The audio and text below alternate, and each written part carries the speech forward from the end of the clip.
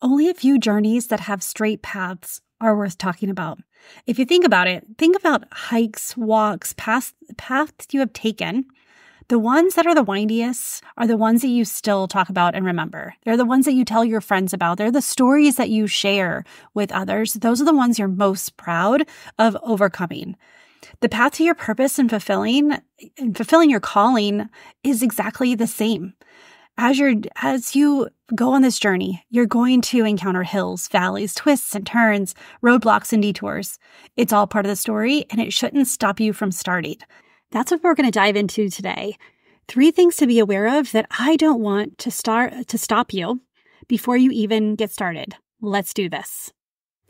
Hey, and welcome to the Full Weight of Joy podcast, the podcast for women who are done stressing about the weight of the world, of expectations and settling for status quo, and ready to step into the full weight of joy. Joy in the journey, whether up or down, joy through the life's challenges, and joy in loving your life right where you are, even though sometimes we feel like chucking it all and moving to Bali. It's for women who are ready to step into who God called them to be. He chose you to be in this world. He created you for a specific purpose. God called us to be the light on a hill, and by embracing who you are and whose you are, you can stand on that hill and shine. The best part, when you're standing next to another woman who's also on the journey, the world gets brighter. My name is Tami. I am your host and a master certified life coach and a trained therapist. For over a decade, I've been helping women do just that. Step into who they're called to be and shine. Are you ready, friend, to start your journey? Let's do this.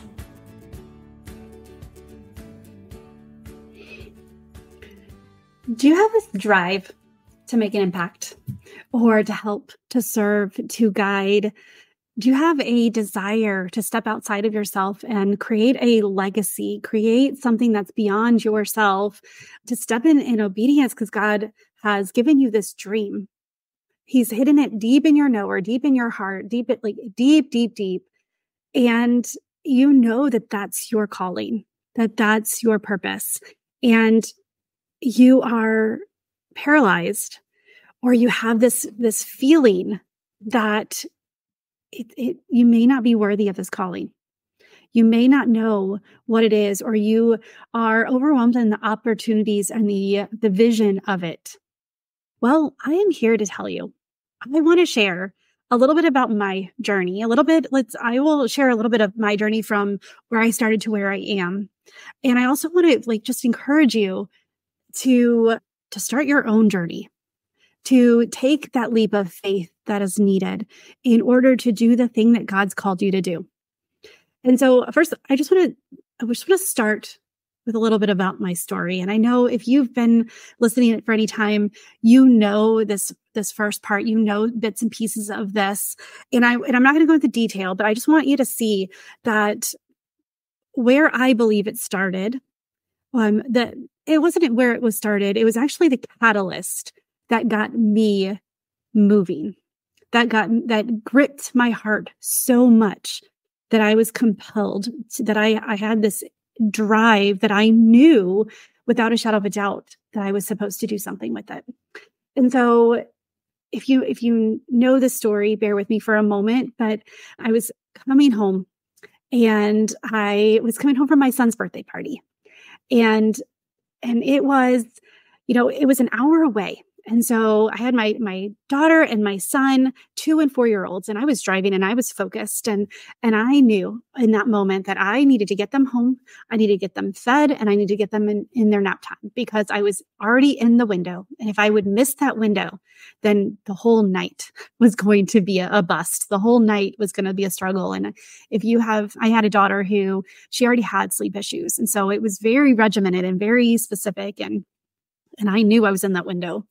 And so I drove in, parked in the garage, came in, and I was, the kids were yawning. So I knew that, okay, at least it's possible for them to nap. And I already prepped lunch. So I was already ready and getting that out of the fridge. So, because I planned ahead knowing we were going to come in hot. And I get a knock on the door. I immediately was frustrated. Who knocks anymore? I thought about, it's like, okay, well, did someone forget something? Did I take someone's sippy cup? Like, what happened? And so I go to the door and I open the door, and there's 3 men there in their service dress. and I learned that my husband was killed in action.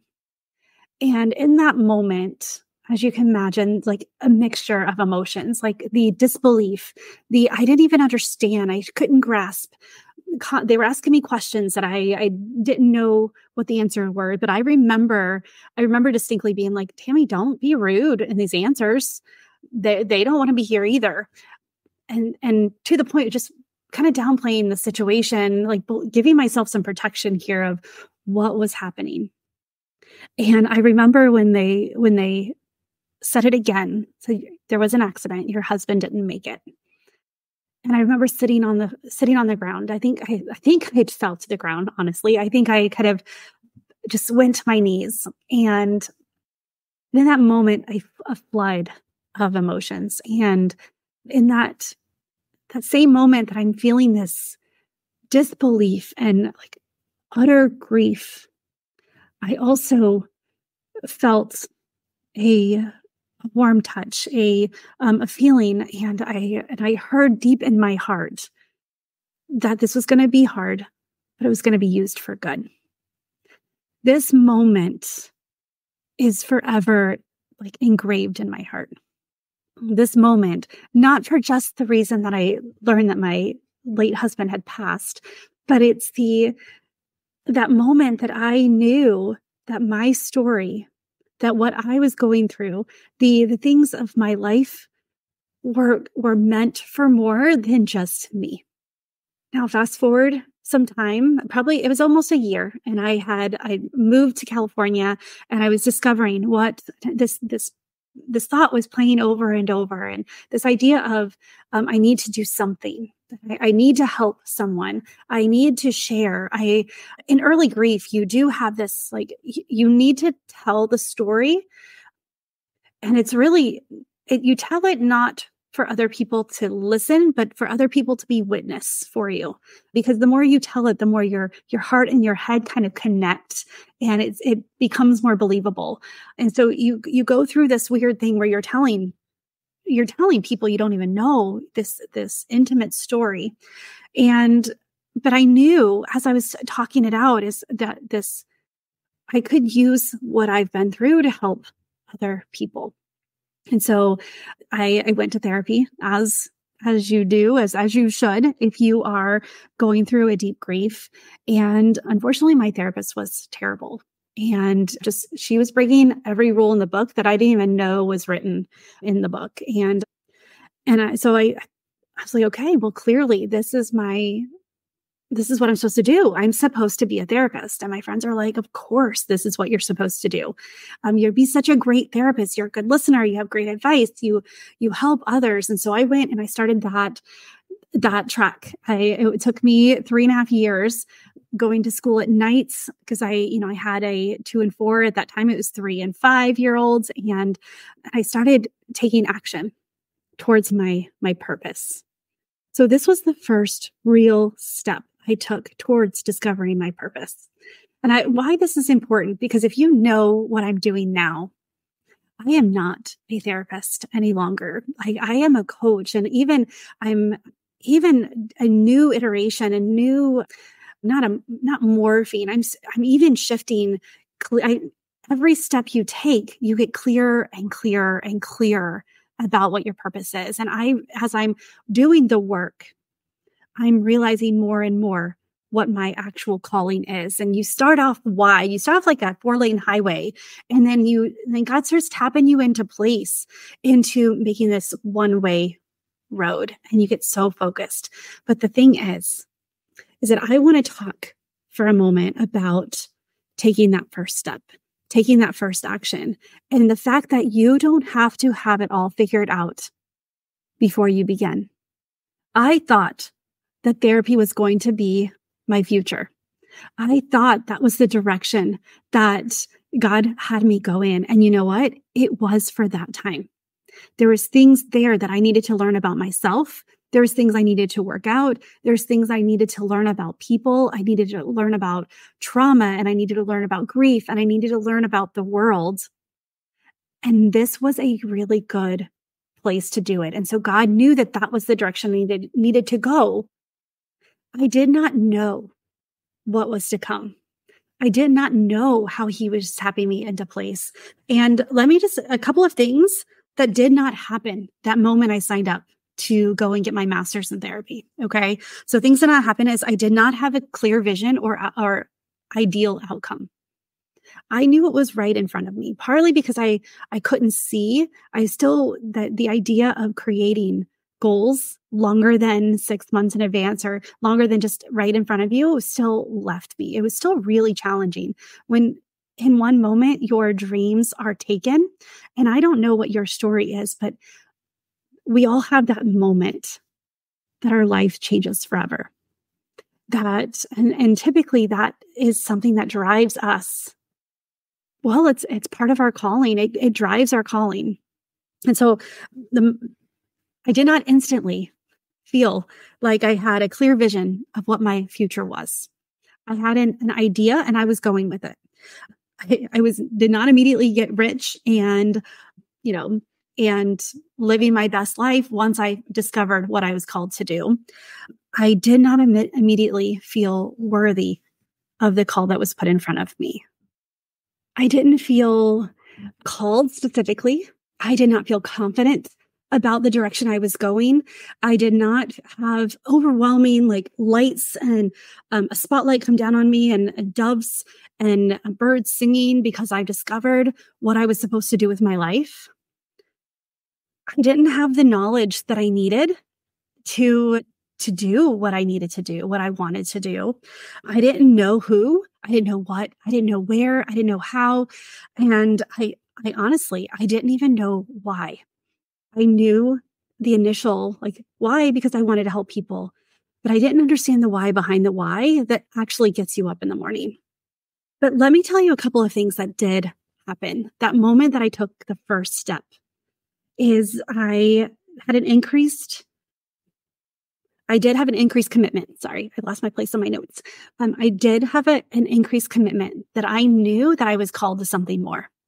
Again, did not feel worthy of it yet. But I knew in my heart of hearts, deep in my knower, that I was called to something. I had a new openness for opportunities. If I would have known what opportunities were coming my way, I would have shut that down immediately. I joke about the fact, and I talk openly about the fact that I'm terrified of public speaking. And yet that's what I do all the time now. And I love it. If I knew that, if God had showed me all of what was going to happen, I would have shut that down. I would have self-sabotaged. I would have said, you got the wrong person. And the thing that happened to me is took action. I didn't know where I was going. I didn't know what I was doing, but I knew I needed to do something. And so then what came from acting, from taking those steps, from renewing the commitment almost daily, because it is, when you're in therapy, you become your first client and you're with a cohort. We worked all together. I think there's 11 of us. I think 6 or 7 of us stayed from the beginning to the end. So we knew each other's stuff. We worked out our stuff. They knew when I was holding back. I knew when they were holding back. We would call each other out. We did some work. And so there's that increased purpose and motivation. The more I was learning, the more I could see highlights, things that stuck out to me that did not stick out to one of my partners. And something that really hit me, something different would hit one of the other cohort members. And watching that and realizing that we're all learning the same thing and we're using it in different ways. It opened a new purpose and motivation for me, because I can see and I can ask questions. And I knew that part of my purpose was going to be to help people see it from their perspective, to see what's possible for them. And with this then came increased consistency, where I was consistently taking action and doing things that had more of a direction, more of a journey focus. And then there's a mindset shift where all of a sudden I don't know what I'm doing. I don't feel worthy of the call. And through the work and through a lot of praying and spending time with Jesus, I discovered that it is the mindset of, I may not know what I'm doing yet, I may not know what the outcome is, but I don't need to know that. That's actually that's his role. And I just get to take those obedient steps. I get to put one foot in front of the other and learn what he has me to learn and do what he has me to do right here and now. And so the mindset shifted from who am I to do this to, oh my goodness, I can do this. And I want to share with you that even during this part of the process, I didn't see where it was leading. I just got the increased confidence that I was going the right direction. And then comes the sustainable income from it. And, taking that step of, so it's incremental. It's the milestones that you meet. And then as we go and the more action I take, the clearer that I get. Sometimes I take action and I'm like, oh, let's course correct. That was not the right path. Or sometimes I'll say, okay, I understand where this is. I know it's not where I need to be, but I'm slightly clearer. And so the more action, the more consistency, the more my mindset changed, the more I started to gain freedom, the more I started to gain this idea of what my purpose was and is, and this motivation to go even when my brain is saying to stop, even when my comfort zone says, "Oh, that's on the other side of it. Let's not do that." Including when I started this podcast that you're listening to, it would terrify me every time I pushed record. And now not only does it not terrify me, there are times that I'm like, what am I going to say? And old thoughts of who are you to do this creep in. But then that mindset of I just get to do what God's put on my heart. And so now I look forward to doing this podcast to the point where I started with one for years. I did one a week and now I do two, which you would think that doubles the work, but it actually makes it way more than double the work. But I love it more than double. And so it just this incremental step. I did not see where I am and know that this also is not where I'm ending.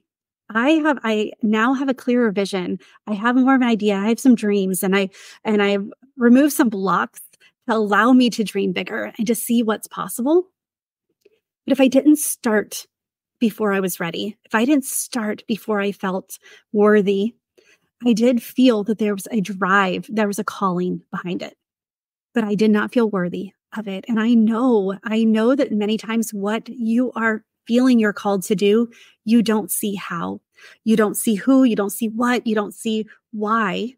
You may just have this, it may not even make sense to you because many times, we know, we all have read stories in the Bible. We've all talked to people who it didn't make earthly sense, but to God. And when you go for it, then all of a sudden it does make sense.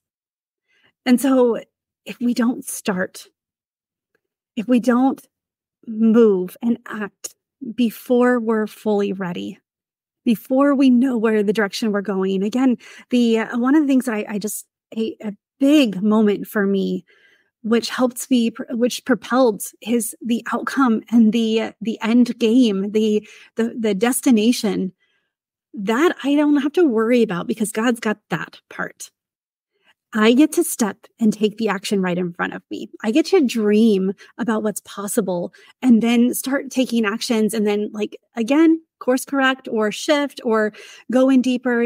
God gives you, he will guide you. He guides your steps. He orders your steps. He directs your path. You get to dream about it. But if you don't say yes to that first calling, you'll never get to the 90th iteration. And I'm exaggerating there a bit, but sometimes I feel like I have changed 90 times or gained clarity 90 times. And I know there's probably 90 more. We get to evolve as what God shows us evolves. We get to change and shift and transform it throughout this process as well. I am not the same person I was when I started. I am not the same, my identity and who I am has shifted to become who I need to be in order to do what I've been called to do. It wasn't overnight. It's a process. It is a journey that we get to go on by saying yes, by taking that first step, by getting clear.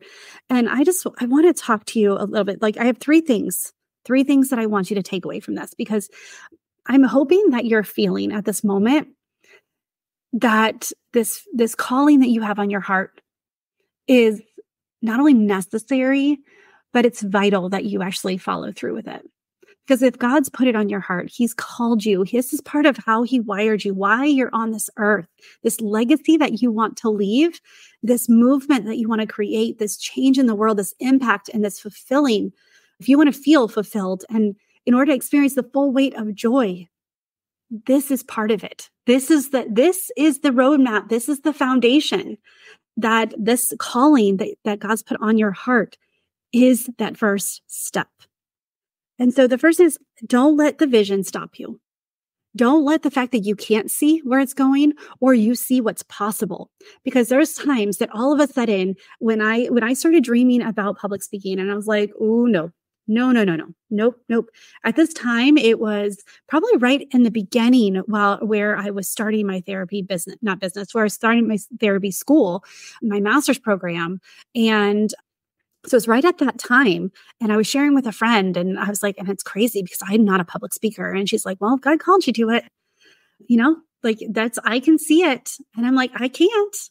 And so a lot of times we see something, and some of your purposes and your callings, I know are really big, important, and deep and impactful. But sometimes we allow the gravity of our calling to also stop us. So don't let the vision, whether you don't have any vision at all, or you don't know where this can go, or you have so much vision that it all of a sudden becomes overwhelming and too important that you don't want to screw it up. Don't let it stop you. The next is, the details come with the action. The clarity comes with doing and trying things. And if we stop thinking of everything as a success or failure, if we start thinking of like, okay, I am on this journey and I am on this path, I am going to give it a try. And no matter what, I'm going to get back up. I'm going to figure it out. I'm going to meet the challenges, and I'm just going to keep moving. Whether it's sideways sometimes we do have to step back, but we don't stay stationary. So don't let the fact that you don't have all the details stop you. Also, don't let the fact that the details that you have in your mind are not coming to pass, they're not lining up. Don't let that stop you either. Because remember, God's view is not our view. And so sometimes we have to set down some of the vision or the details that we think need to happen in order to pick up what actually does need to happen. And so one way or another, don't let the details stop you. And then just the details about what you're supposed to do, just take that first step. And the third is, don't go it alone. I have some really supportive friends. And when I stepped out of therapy, when I said, okay, I'm releasing my license and I'm going to go a different direction, I had several well-meaning friends tell me that I'm making a big mistake, tell me that I worked so hard to get that degree and to get that certification and that license, and to walk away from it is making it pointless and meaningless. I had family members who said, you're going to start your own thing. Like, you can't, that's not the right way to do it, Tami. Just go back to the way that is comfortable. Just, you're already working so hard in that direction. You're really good at it. Go and do that. Why are you shifting? And I had friends who said, Tami, if God's called you to something different, if there's something else on your heart, let's explore what it could be. That's when I had a friend who I was sharing with her, and she was a therapist turned coach, and sharing with her this angst and this crossroads I was at, because I had some big decisions to make. And she said, Tami, it sounds like you're called to be a coach. You're called. And I was like, well, those coaches are sellouts. Those are people who can't hack it as therapists, or so I thought, or so my mindset, or so I was like told all through my master's program. And when I really figured out what it was, and I really put down and listened to people who were doing it, and I stopped listening to the fear And I know it came from a good place, that they were worried about me. But then the friends who said, okay, let's do this. Like, I will walk you through the how to do it. I will walk you with you. I will encourage you, and I will push you when you need to be pushed. And I will like remind you of your why when you want to give up. So when I say don't go it alone, find someone who is also willing to step out of their comfort zone. Not only willing, but they have. Find somebody who's doing something that you dream of doing, or something in that same arena, and you can be mentored by them without even knowing them. You can listen to their podcasts, you can watch their videos, you can read their books, you can become part of their world, which that's incredibly important. And I grew a lot reading books and watching others do what I wanted to do. And get in the room, get one of the best things I did was I invested in a coach who listened to what I had to say and asked me really good questions about what God was telling me. She wasn't telling me the step-by-step way to become a coach. She was helping me see the step-by-step way that God had laid out for me. So if you are feeling like this drive, this calling that you have, this angst that to do something to make an impact, it's not the same path. It's not the same path as someone who just wants to start a business. It's not the same. We have different needs, different challenges, because it means so much, because it's God-given, and we don't want to let God down. We don't want to let our people down. We don't want to let our calling down. We know there's a lot riding on it. And if we allow ourselves to stay stuck in that, like in indecision and paralyzed, because I know it's important and I know I'm called to do it, but I don't know how. So if you allow the vision to stop you, or the details to stop you from taking action, if you try to go it alone, it's going to be a lot harder than it needs to be. Not saying impossible. Nothing is impossible with God.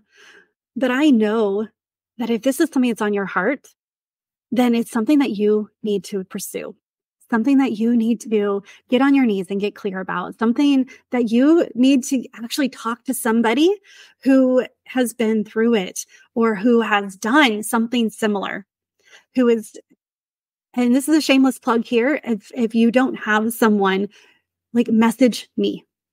Let's talk about what's possible for you, because I know that what you were put here on earth to do is so important. And when God asks you to partner with him, don't say no. And by not acting, you are saying no. By sitting paralyzed and in fear, you're saying no. And I know that the freedom comes from saying yes. And earlier on, I told you, it doesn't happen overnight. And it is work. And there's a lot of tears. There's a lot of mess ups. There's a lot of missteps. There's a lot of like, okay, God, what now? Like, you called me to it. What do you want from me? And there's a lot of, oh, wow, God, I see what you did there. Thank you. Oh, wow, God, I see the impact that I just got to be a part of. Thank you. And I don't want you to miss that. I don't want you to live with regrets. I don't want you to feel like you're missing out on what life has to offer you, because you don't see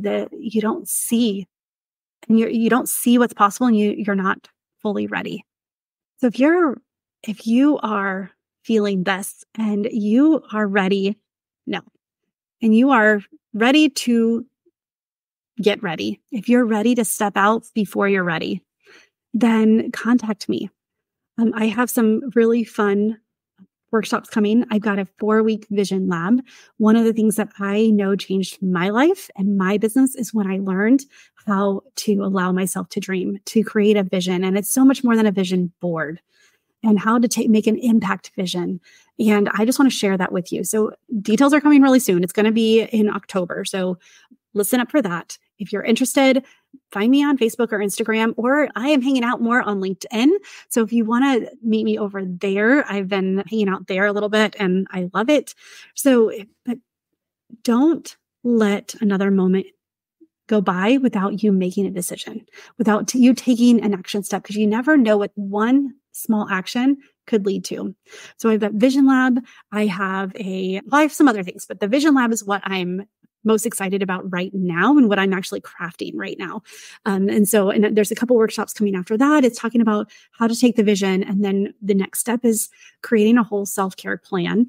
And then we're talking about productivity, how to start shifting that, because let's face it, like the feeling like we're worthy of our calling, having a vision, knowing that I lost my train of thought, but the things that are stopping us are the things that are, we don't have time, we don't have the energy, we don't have the resources.